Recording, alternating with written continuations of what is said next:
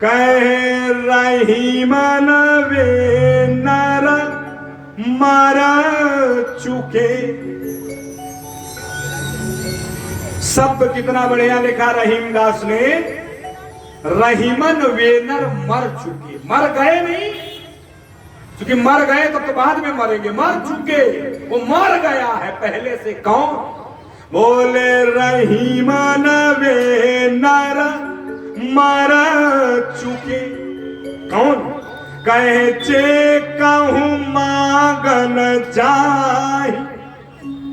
जो किसी के सामने हाथ फैलाता है समझ लेना वो पहले मरा हुआ। लेकिन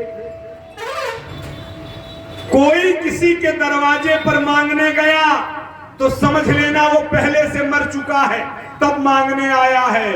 लेकिन एक आदमी और है जो उससे भी पहले मर गया। वो कौन? कहा जो आपके दरवाजे पर मांगने गया वो अपने आप को मरा हुआ मान लिया है, तब मांगने आया। लेकिन उससे भी पहले एक आदमी मर गया। कहा वो कौन है? कहा रहीमन वे नर मर चुके। जे कहूं मांगन जाहि। लेकिन उनते पहले वे मुए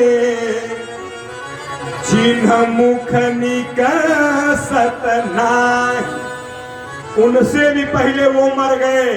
कौन? कहा जो आपके दरवाजे पर मांगने आया तो पहले ही अपने को मरा मान लिया और आपसे मांगा और आपने भी कह दिया मेरे पास नहीं है। कहा तो आप उससे भी पहले मरे। कहा क्यों? कहा वो तो अपने को मरा मान लिया, तब तो मांगने आया। अरे आपके पास जो था वही दे देते, आपने भी कह दिया मेरे पास नहीं है। ऐसा कहने वाले कभी नहीं कहना चाहिए। शास्त्र कहता है पहले तो भगवान न करे जिंदगी में कोई ऐसा दिन आवे कि किसी को किसी के घर मांगने जाना पड़े, कभी ऐसा ना। लेकिन अगर समय आवे, भाई दूसरा हमारे घर मांगने आया है, हो सकता है हमारी भी परिस्थिति खराब हो जाए, हमें भी किसी के घर मांगने जाना पड़े, तो का वही व्यवहार करो जो अपने साथ किया जाए तो बुरा नहीं। सामने वाले के साथ वही व्यवहार का मतलब का कोई मांगने आ जाए ना तो उसे कुछ न कुछ दीजिए, खाली हाथ मत रखिए, उसे दीजिए। और शास्त्र में तो यहां तक कहा गया कि अगर दोपहर में भोजन का समय हो रहा हो, 11-12 बज रहा हो और कोई भिखारी भीख मांगने आ जाए तो उसे सिर्फ देना मत, पूछ भी लेना बाबा भोजन करो।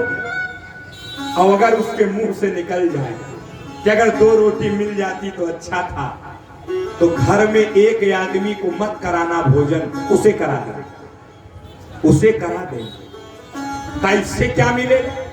का इससे वो मिलेगा जो दुनिया में किसी पूजा पाठ से नहीं मिलेगा। का क्या?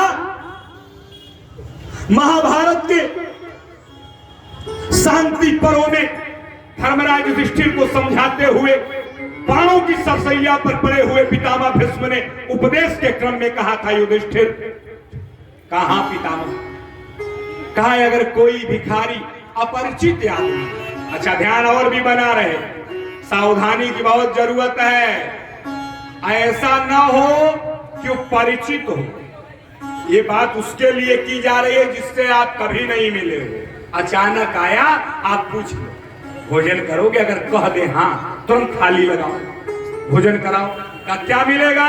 पितामह भीष्म कहते हैं, युधिष्ठिर, अगर कोई अनजान आदमी, कोई पथिक तुम्हारे दरवाजे पर आया और तुमने उसको चाहे बिना पूछे चाहे उसके मांगने पर अगर उसके पेट को भर दिया, तो युधिष्ठिर याद रखो, जो पथिक तुम्हारे यहां भोजन करेगा तुम्हारे घर का सारा पाप लेकर चला जाएगा और अपने जीवन का पुण्य तुम्हारे दरवाजे पर छोड़ देगा। इतना काम होगा। लेकिन कब? कहा जब उसे मांगने पर मिल जाएगा तब। ठीक, लेकिन ऐसा विचार भी होना चाहिए, देने वाले भी होने चाहिए। आजकल तो देने वाले ही कम हो गए कि नहीं हो गए, हम तो देखें। लेकिन आप लोग नहीं, हिंदुस्तान में अगर धर्म बचा है और धर्म जिंदा है तो उसमें सबसे बड़ा कारण, अगर धर्म को संतों ने पकड़ा है, धर्म की ध्वजा को हनुमान जी संभाल रहे हैं, धर्म की ध्वजा पर मां भगवती की कृपा है, तो याद रखना आप लोगों की भी कृपा। हम नहीं कह रहे, लिखा हुआ ये धर्म है और धरती ऐसे ऐसे लोगों पर टिके। का कौन कौन? का गोभिर विप्रस्य भेदस्य सती भी सत्यवादी भी अलुब्धैर्दानशीलस्य सत्यता धार्यते मही। 7 लोगों ने इस धरती को धारण किया है, उसमें एक नाम नारियों का भी है। ध्यान रखना, आप लोगों के धर्म की वजह से भी धरती टिकी है। क्यों? सच्चाई है वही कहता हूं, अगर आपने गलत किया तो वो भी कह देता हूं, तो सत्य भी कहता हूं। अभी मैंने देखा है, वो आपने भी देखा होगा, 10 आदमी बैठे हो लाइन से और 4 महिलाएं उस समय बैठी हो, महिलाएं 4 हो, आदमी 10। एक मांगने वाला आएगा और जितने आदमी हैं सबके पास जाएगा, बाबूजी बाबूजी, हर बाबूजी एक ही लाइन, आगे बढ़ो, आगे बढ़ो। और कितने तो और महान मूर्ति बन जाते हैं, हट्टे कट्टे होकर भीख मांग रहे, मेहनत करो।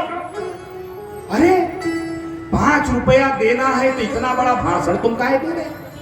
पूरे उसके जिंदगी की गारंटी ले रहे तुम, हट्टे कट्टे भीख मांग रहे। तुम्हें खिलाया, तुमने शरीर बनाई उसकी।